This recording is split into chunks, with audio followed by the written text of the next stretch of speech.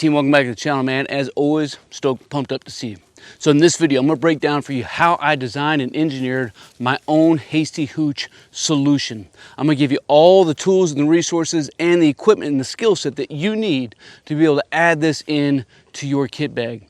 This is the perfect solution, whether you're working to or through a bug out location, a basic survival scenario where you need to set up a temporary shelter in 2 minutes or less. And this message is Riggs Dadgum approved. Coming up, we're going to deconstruct this Hasty hooch here in just a minute. I'm going to show you all the tools and the equipment and the resources and the skills that you need to build one of these and put it into your kit. Before we do that, I want to tell you a little bit about some of the theories and the things that I'm thinking about, if you will, when I'm establishing a hide site. I want to make a site that is secluded.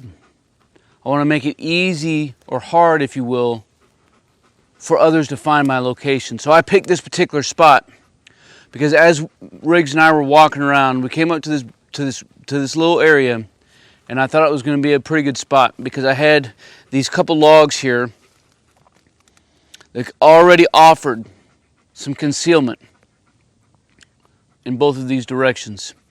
I got some thick bush out behind us, or out in front of us here. It's fairly thick off to our left. And the only really avenue of approach is coming in this direction right here. And as I look out through here, again, I have a lot of thick brush, and so I know I could hear anything that was out moving through there. So these two logs here offered, so again, some pretty decent concealment. I have a spot here between a couple pair of Doug firs. It's not too great. What do you think, Riggs? It's gonna work? But if they weren't here, I could have constructed some tent poles if I needed to.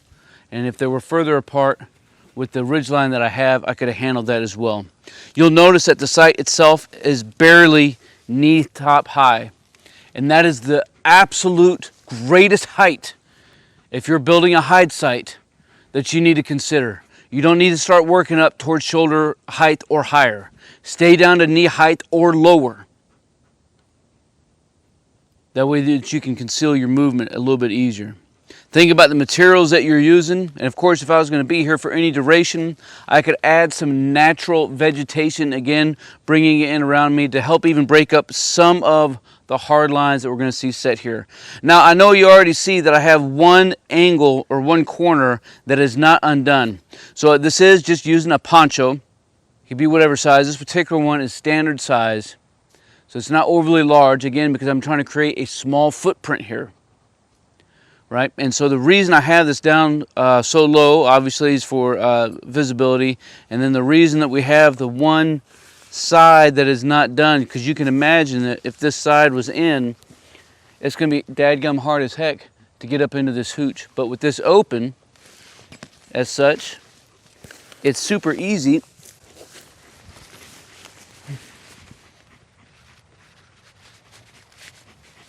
to get in and tent you out. Hey, Riggs, you want to come in here too, bud? That's what I'm talking about, bud, huh? That's what I'm talking about. Hey, you can get in there. All right, so I hope that makes sense, right? The last thing you want to do is to start tearing your stuff apart.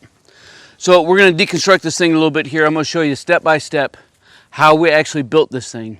Because although I know this is my end result, I need a backwards plan and think about how I want to engineer something so that I can get to this point. Now, I'm going to tell you, after you do this process, man, you have to get out and you have to start rehearsing, right?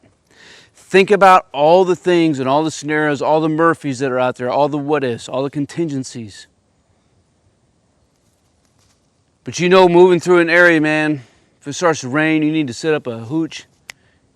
Johnny on the spot. And this, of course, is one of those that we can do that. So keeping the theme of kind of deconstructing here, the last thing I did was put in all of my tent pegs. So that's the first thing that I can undo. Right? And so you'll notice that all of my tent pegs had some bank line on them, and that's so that you don't lose them, right? Does that make sense? Keep everything secured. Man, if that won't save your life. Right, so the next step here I have is a trucker's hitch built with a marlin spike hitch. Boom, right? And then you'll notice that coming off of the end of the poncho, I have some more bank line, which makes it adjustable on the ridge line. It keeps it secured kind of in the middle where I want it. But if I do need to move it, then I can move it up and it's going to stick exactly where I want it because of this Prusik knot that I have, and it's a triple.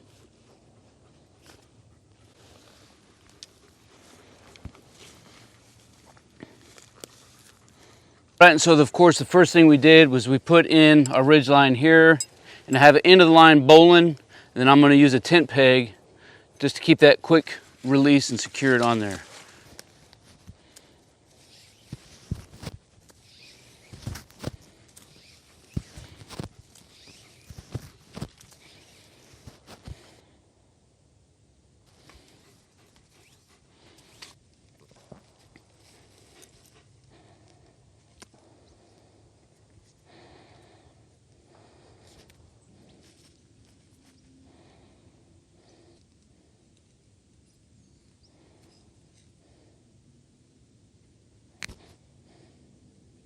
And just like that, this thing will come right apart. Quick to deploy, quick to redeploy.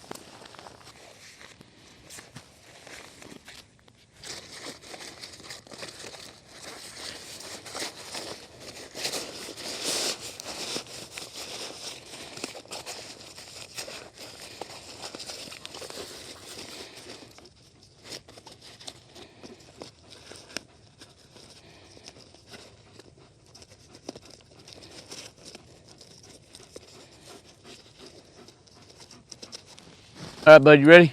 Let's go.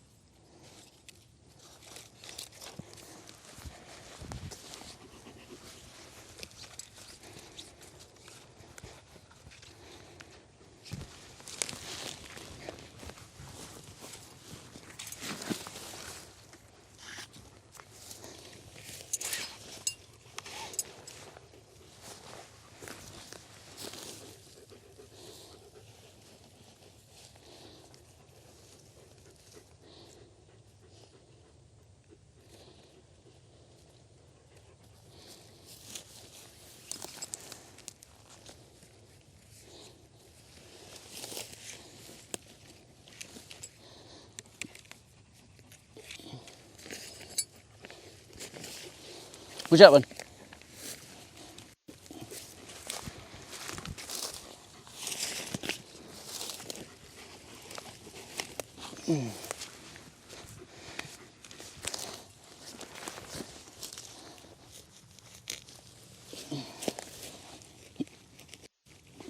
Team, I hope you enjoyed the content of the video. If you did, make sure you like it, but most importantly, leave some comments down below so that we can continue to master our craft and develop our tactical virtue.